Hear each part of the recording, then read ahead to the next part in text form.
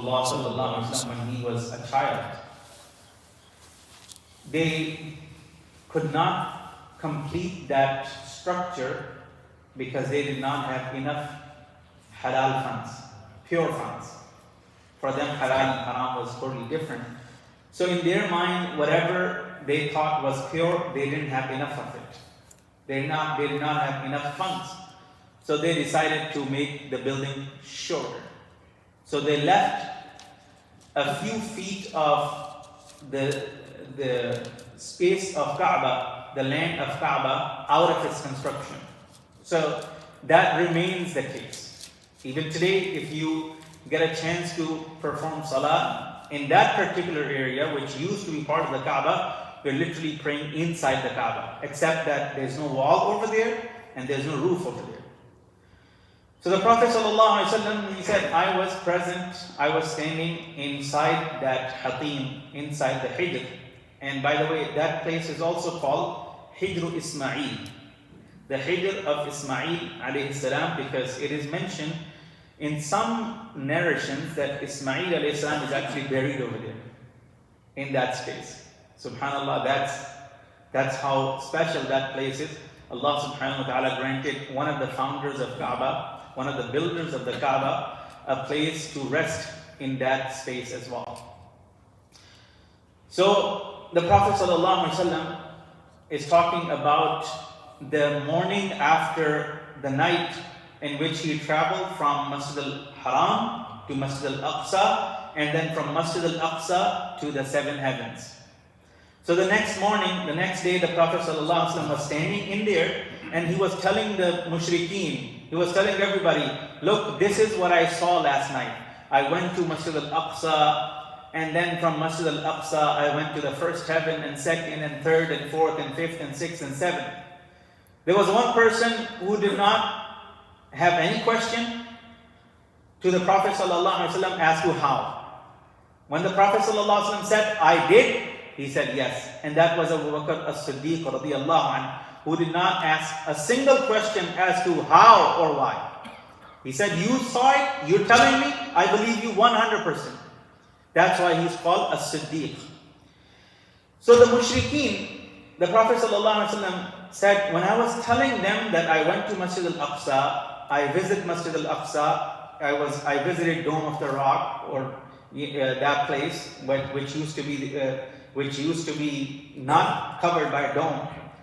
So they started questioning. Some of the merchants that were present over there, who had been previously to Masjid al-Aqsa, who had seen Masjid al-Aqsa with their own eyes, they started questioning the Prophet ﷺ.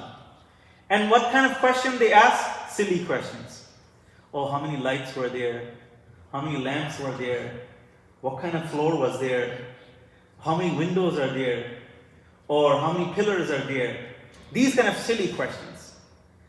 When someone is talking about something very high, something very sacred, something very ambitious, you don't ask them. If someone goes to the White House, for example, someone goes to the White House, would you ask them, did you count the windows in the Oval Office? How many windows are in the Oval Office? How many windows are in the war room, whatever? How many windows are in the blue room? How many windows are there? What kind of carpet was there? Or what kind of chairs were there? People who get invited to higher places, they don't even pay attention to these kind of things. As a matter of fact, it may be considered rude or disrespectful. If you are invited to a very special place, you're supposed to pay attention to what you are invited for. You were not invited to count the windows in the White House. You were not invited to see what kind of material the Roosevelt desk is made of. What is all of that?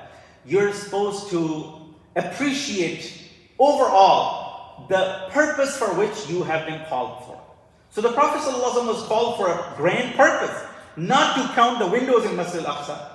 Yet, the Prophet ﷺ says, I became so distressed when they were asking me these questions and I couldn't answer because I couldn't remember.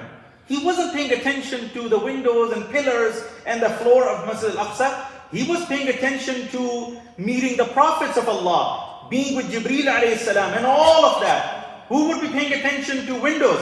when they are meeting with the prophets of Allah. So the Prophet ﷺ said, "Kuribtu minhu kurban shadida." I came under severe stress when they asked me these questions and I couldn't answer them because it meant that I'm lying. They would find a reason and they would find an excuse if I can't answer them that, look, he's lying. He just made up that he went to Masjid al-Aqsa. He can't even tell us how many windows are in Masjid al-Aqsa. He can't even tell us how many doors and how many entrances are there. So the Prophet ﷺ said, when this happened to me, when I came under severe stress for not being able to answer the questions, Allah subhanahu wa ta'ala did something for me. Allah subhanahu wa ta'ala removed all the curtains between myself and Masjid al-Aqsa as I could see it live. He didn't use the word live, but literally the Prophet ﷺ could see Masjid al-Aqsa live with his eyes, 360-degree view. And then he would say, okay, there are 10 windows, for example, or 15 windows, or this is the color of the floor, and this is how many entrances are there. Whatever they would ask for, the Prophet ﷺ would look at it and he would answer them. And then they said, yeah, you're telling us the truth. You are right. That's how many windows are there. That's how many doors are there. That's the color of the floor. So while he was there in Masjid al-Aqsa, the Prophet ﷺ, he said, عُرِضَتْ عَلَيَّ الْأَنْبِيَاءِ. Allah subhanahu wa ta'ala allowed me to meet with the prophets who came before me. So he said, I looked at Musa, he was praying. كَانَ Musa yusalli. The Prophet Musa ﷺ was praying, but the Prophet ﷺ looked at him. And then he described how he looked. He was a tall man with a light brown skin color. And he had curly hair. And then he looked on the other side, Isa ﷺ was standing, and he was also praying. And Isa ﷺ, the Prophet ﷺ described Isa as well. He said he had white and red complexion of skin color, and he had crisp hair. And Isa ﷺ looked someone from the companions of the Prophet ﷺ, whose name was Urwa bin Mas'ud. He said he looked like Urwa bin Mas'ud. And then he said Ibrahim alayhi salam was also standing there, and he was also praying. I looked at Ibrahim alayhi salam. The Prophet ﷺ did not describe how Ibrahim alayhi salam looked, because he said, كَأَنَّهُ هُوَ صَاحِبُكُمْ هُوَ شِبْهُ صَاحِبِكُمْ. He said, Ibrahim alayhi salam looked just like me, your prophet. So this is how close the Prophet ﷺ was in appearance with Ibrahim alayhi salam. Ibrahim alayhi salam looked like the Prophet ﷺ. And you know who looked like the Prophet ﷺ? Hassan and Hussein, both of them. Hassan and Hussein radiyallahu anhuma both looked like the Prophet sallallahu alaihi wasallam. And the daughter of the Prophet sallallahu alaihi wasallam, Fatima radiyallahu anha, did not look like the Prophet sallallahu alaihi wasallam, but she had all the features of the Prophet sallallahu alaihi wasallam. Like the way she used to walk, she would walk just like the Prophet sallallahu alaihi wasallam. You could not tell if Fatima radiyallahu anha was walking that it was any different than the walking style of Rasulullah sallallahu alaihi wasallam. So she was exactly a copy of Rasulullah sallallahu alaihi wasallam in her features. And then the Prophet sallallahu alaihi wasallam said, the time of prayer entered.